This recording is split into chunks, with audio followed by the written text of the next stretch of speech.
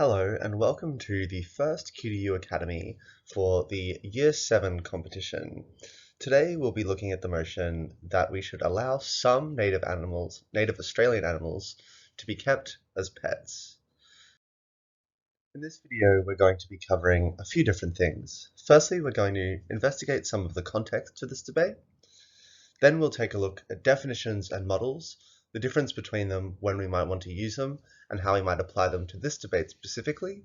We'll have a quick talk about setup, structuring points, and rebuttal. And all of those will have a little mention in relation to this debate as well. Let's get started. One great way to start thinking about the debate before you start generating points is to ask yourself why this debate is happening, why this motion was set.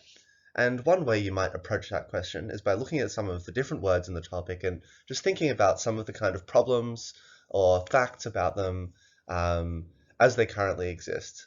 So if we think about native animals, there might be a lot of problems which native animals are confronted by. That might be endangerment or disease, maybe climate change is a problem for them, maybe introduced species, like foreign species that change the habitat and the ecosystem. There's also other things that are associated with them. A lot of them are symbols of national identity. They have some cultural value, or maybe they even have value in and of themselves, being such unique species that we're lucky to have in Australia. All of those things are just different facts about native animals that we might consider to set up our thinking about what we might argue in this debate. We might also have a little bit of a consideration about pets. So we might have a consideration about what animals we currently keep as pets and how they're different to native animals.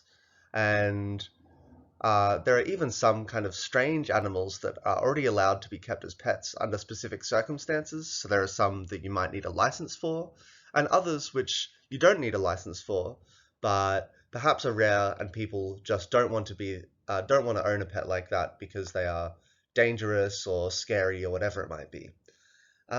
So I think all of these kind of things are good things to consider when you're thinking about the context for this debate. You might also want to think about things about what are the requirements for owning a pet, what kind of things, or how does it change your life when you own a pet? Do you have to feed it? Do you have to take it on walks? Do you have to create a particular space for it in your house? All of these kind of things are good questions to get a good deep understanding of the context of the debate. The next thing I want to talk about is definitions and models. So let's talk about definitions first. Definitions are usually quite quick in debates, and we'll have firstly a quick discussion around what should and shouldn't be defined when you're doing a topic in a debate. I think the first thing I want to say here is that not every word in the motion needs to be defined. You don't need to define, for instance, what should means, and perhaps in this debate you don't even need to define what a native animal is, or perhaps you don't even need to define what a pet is. The kind of questions I'd ask yourself if you're thinking about what to define is if there is some kind of ambiguity around it, if it's likely to be contentious, or if explaining it would make the debate clearer or would set up some of your arguments. So I think in this case, perhaps the most important thing to define, if you are going to define anything, is what a pet is and how that differentiates from other animals and other relationships with animals. And maybe it might be important to discuss exactly what native animals are and maybe what's special about them. Definitions, though, usually should be quite short. The negative team can also always contest definitions, but I think usually teams want to move past definitions into the more meaty parts of the debate, like the arguments. The other thing we'll talk about here is models. Models are something that are used in a debate to tell us how you are going to implement a particular policy. So usually the affirmative team has a model in a debate like this, and there are a lot of different things that they should consider when they're making a model. The thing that jumped out at me when I saw this topic was that the motion says that we should allow some native animals. I think that's important. So one consideration for a model for the affirmative team might be what kinds of animals would we allow as pets and what kind of animals wouldn't we allow as pets. There might be other things that we might think about in a model. For instance, do these animals need to be vaccinated or anything like that? It's always worth as well looking to the current systems that exist around pet ownership for inspiration for your model and thinking about the things that people who own pets already currently have to do. The negative team can also have a model. When you're on the negative team and you have a model though, it's usually called a counter model. The negative team does not always need to have a counter model. Sometimes they will just defend what we call the status quo. That means the way things are right now. But oftentimes, if a negative team endorses the status quo, they will often point to things that exist in the status quo uh, as things they endorse, perhaps programs they would like to expand, or simply just to draw attention to them to set the grounds for the debate. For instance, in this debate, a negative team might stand by the status quo, but they might point out that things like conservation centers and zoos exist, and they support those institutions rather than pet ownership.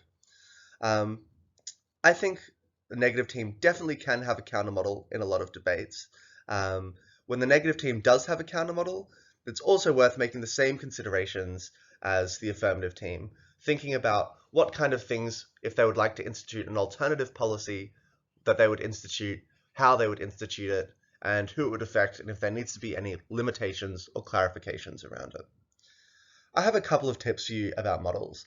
The first one is that models absolutely are not always necessary, and that if you feel like you don't need a model, you don't have to have one.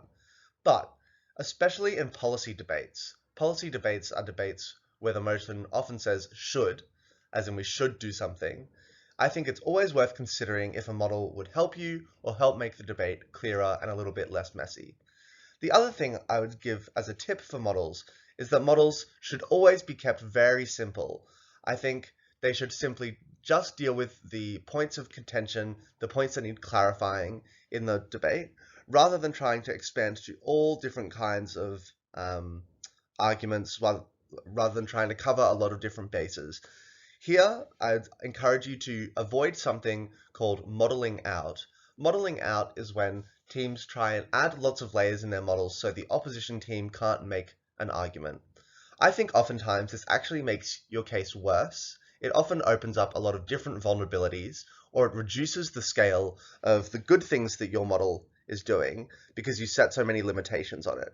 Instead, I think it's important to acknowledge that the opposition team will always have arguments, and instead it's better to deal with those arguments in rebuttal than try and model them out. However, your model definitely can be a tool for framing the debate in a slightly narrower way to make it a little bit clearer and a little bit more advantageous. The next thing we'll talk about then is setup. So setup is different from the model in that the model tells us the way that our policy will be instituted. Setup instead just clarifies perhaps the motivations or the worlds that are competing in the debate, these kind of things. So a couple of small questions for setup. Firstly, I think in this debate in particular, one really interesting question that you might want to think about in setup is are people likely to own pets if we were to allow, or own native animals if we were to allow them as pets? And this is something that you should definitely give reasons for and try and justify and think about, for instance, how many people you would want owning these, or if there are particular kinds of people that you would like to own them. You can make arguments for why people are likely to do this. The difference between this and a model then is that when you give a model, your model is allowed to be instituted fully in the debate. There is no challenge to whether or not you can institute your model. For instance, if you're setting up a licensing system around particular kinds of animals, there is no debate around whether or not you can actually set up the licensing system. However, there absolutely is debate about some of the setup questions, about whether or not people are likely to do this. Another setup question that you might want to consider, not just in this debate, but in a variety of different debates, is what is the alternative? And that means that for the affirmative team, you might consider if it is not the status quo, how are people, if these animals are not allowed to be kept as pets, what is the alternative? How else might we look after them? That's a similar question that negative might want to answer, and each team might disagree with that. That leads to my big tip for setup of debates. I think the important thing in setup is to have a nice deep discussion around why you think the alternative or your characterization, that means describing the way you think things are likely to happen, is likely to play out. I think that's really important because oftentimes it can be a contested part of the debate and something that both teams should uh, continue to engage with throughout the debate. The other thing then is that even if you set up your debate in a particular way and the opposition disagrees with you about how it's set up, I would encourage you to try and talk about both of those characterizations. Maybe they think the alternative looks a little bit different, and that means that you might go, we think it looks like this, and we think that if it looks like this kind of thing will happen. And then you might say, but even if the opposition is right, we think we still get a better world than them, even if they think the world looks like this. That means that you're able to engage with both parts of the debate, that you're not shutting out anyone's arguments, and you get a deeper understanding, I think, of what's happening in the debate, rather than only being able to talk about one aspect of it. The next thing we'll talk about quickly is structuring your argument. So, once you have done setup and you've brainstormed lots and lots of different points, you'll begin to start putting them into arguments. And oftentimes when you're brainstorming, you'll come up with a lot of different ideas, but it'll be unclear how they fit into different points. So you might have ideas about different things that might change in the world, or different animals or people that are harmed or benefited, but you don't know how to put them into a point. So I think there are a couple of layers to this. Firstly, I think overall within your point should be a broad, it should have a broad aim trying to prove something in the debate. That might be something as simple as why we get better lives for native animals. Then within your point, you might want to use one of these structures. Really, these structures are doing the same thing, but they're just different like names or mnemonics to help you memorize it. So really what both of these structures do is firstly, they introduce the point that you're going to make. That could be by saying, my opinion is something, or my point is about something. But that's really important because it helps both the adjudicator and the audience, also yourself and the opposition, understand where you're up to in your speech and what you're about to do. The next thing is to give a reason or explanation. So that's using things like because and then giving a reason. Oftentimes in the debate, you might want to give multiple reasons. This is not limited to just one or two. Then you might move on to giving an example. And an example could be a real life example of something that actually happened, or it could just be painting a picture for the adjudicator and for the audience to make your point more compelling. So that might look like something, well, exactly what I just said. It might be like, this looks like blank. And that example isn't a real example that happened in the world, but instead it paints a picture for the audience. And that's important because it helps them empathize with your point more. It helps them understand exactly what you're talking about. It makes it a little less abstract and a little more tangible. So both of these structures then end with a conclusion, and that has oftentimes the same function as the introducing the point, and that's because it helps wrap up the point and understand exactly where you are in your speech and stuff. So that might be saying, all of this is why my opinion is this, or all of this is why we believe, and then relinking it back to the overall point or overall topic. One thing that these structures kind of miss is talking about the impact of the point. When we talk about impacting in debates, we think about why the point is important. For instance, if we're making a point about why it is important or why we get better lives for pets, each team might want to make some arguments towards why it's important that we get better lives for pets, but also why it's important in these particular ways. Is conservation of pets important, or of native animals important, or is native animals being able to live their lives in the wild important for particular reasons? So I think firstly, overall understanding why the point is important in general, but also understanding the difference of ways that you impact this group and talking about why impacting the group in that way specifically is also quite important. That's perhaps a bit of an advanced layer, but if you're willing to give it a shot, I totally recommend it. So I have a few helpful hints for structuring your arguments, coming up with points. Firstly, I think you should try and have lots and lots of reasons for all of your different points. And I think there are a few reasons why you should have that. Firstly, I think it will give you more to say, and I think that will prevent you from doing things like repeating yourself or not using all of your time. So you should try and have lots of reasons. I also think that encouraging yourself to think of more reasons for something might actually make you come up with some really interesting material. So oftentimes there might be a really intuitive or obvious reason for your argument. But if you force yourself to try and list 3, 4, or 5 reasons, you might come up with some really creative reasons, or someone on your team might come up with some really creative reasons, and they're definitely worth throwing in there. Also, the second point I want to talk about then is, finally about trying to have a lot of reasons. I think the last reason that's important is because the more reasons you give, the more robust your argument is, and the more likely the adjudicator and the audience is to believe it. Finally then, if the opposition rebuts some of your reasons, if you have a lot of reasons, they haven't responded to all of them, so your argument still might stand even after their rebuttal. The second point I want to talk about then is that your points should have a particular direction. They should go toward a particular outcome. So I think the thing that you should ask yourself when you're making one of your points overall is to think about what is the unifying feature of the point, what is it directed towards in total, and perhaps there are lots of different little ways that you're trying to achieve that, but overall they are thematically grouped by trying to get good outcomes for animals, or whatever it might be. Thirdly, I think another important thing is to make sure that your points are distinct. I think if you do the last point that I talked about having a direction to your points, you should do this point really well, because all of your points should be going in different directions. If they're all going in the same direction toward the same place, well then really they're the same point.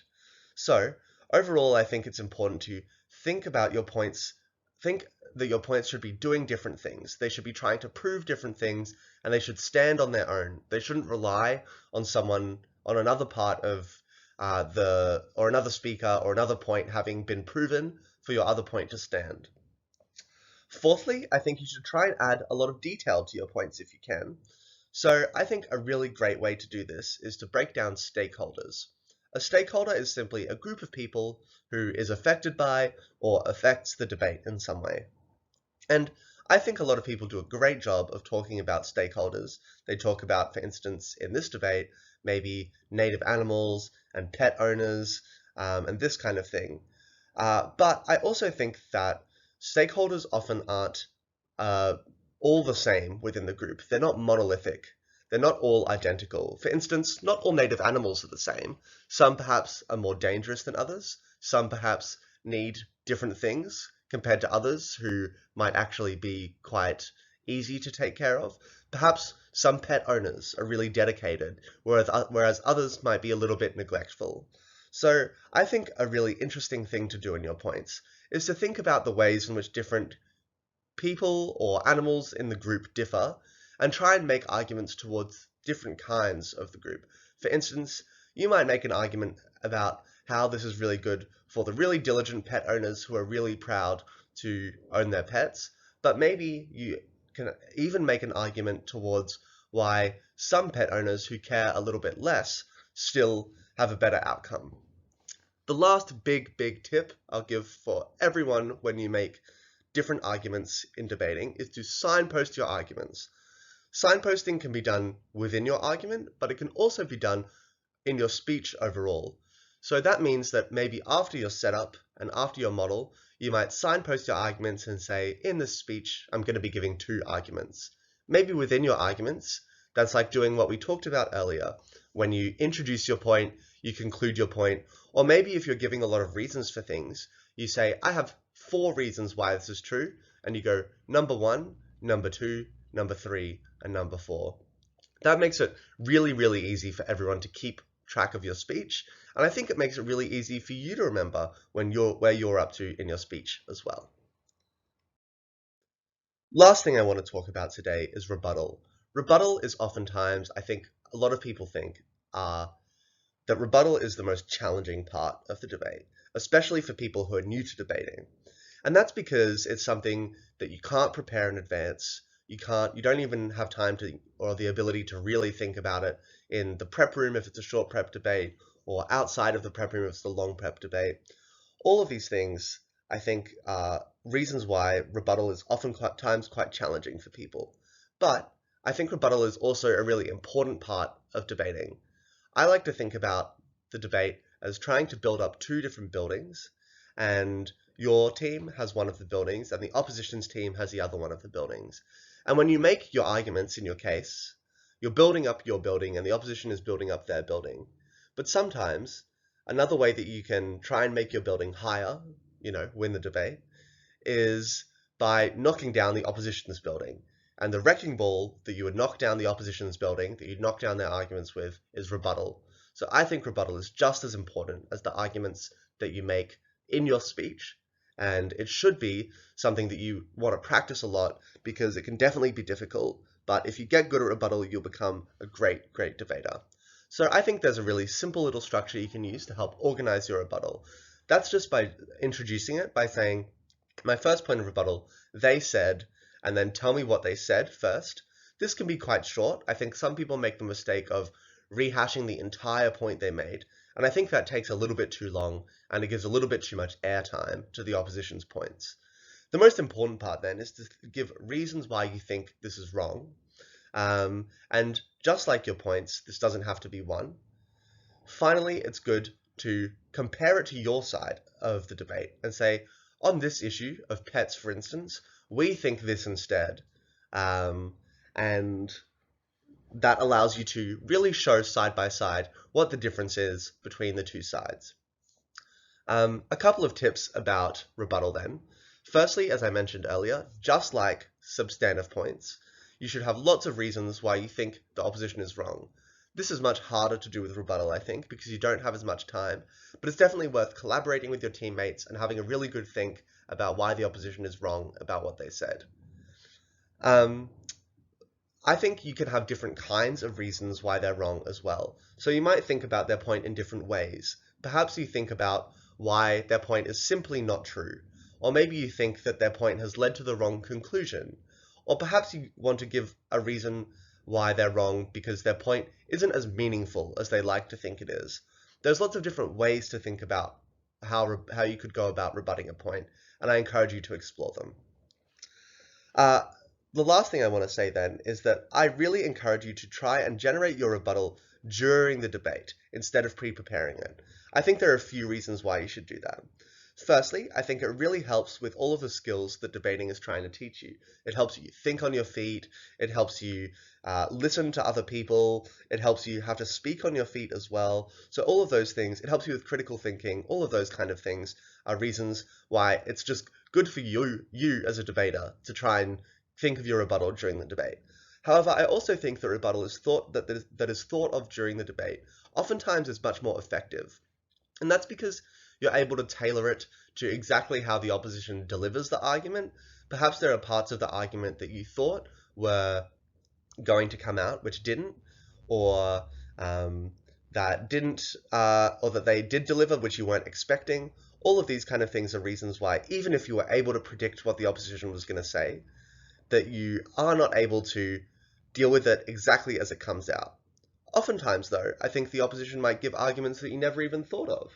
And because of that, you won't be able to pre-prepare your rebuttal. So I really encourage everyone to try and do their rebuttal during the debate. In terms of how much rebuttal you should do, that really depends on what speaker you are.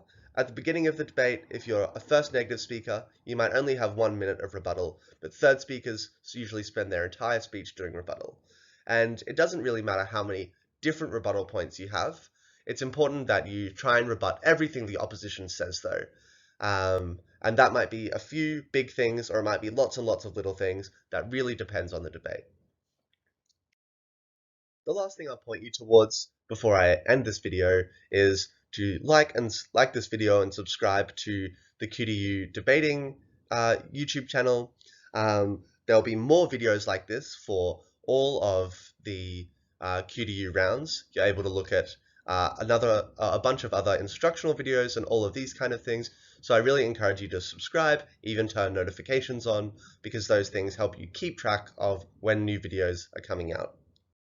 Otherwise, thank you so much for tuning in. I look forward to seeing you next time.